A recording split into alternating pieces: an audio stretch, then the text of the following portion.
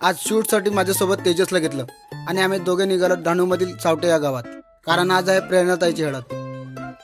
आम्हाला दिलेल्या हळदी लोकेशनवर पोहोचलो आणि माझी भेट झाली ती माझ्या आयटीआयच्या मित्राशी.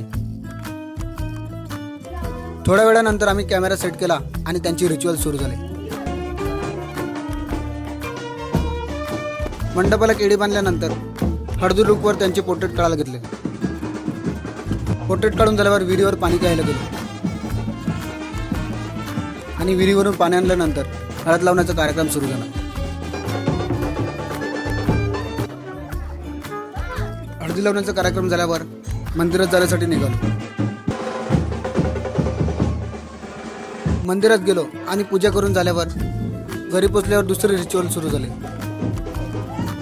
संध्याकाळी थोडा टाइमपास करून झाल्यावर हळदी रिसेप्शनला सुरुवात झाली.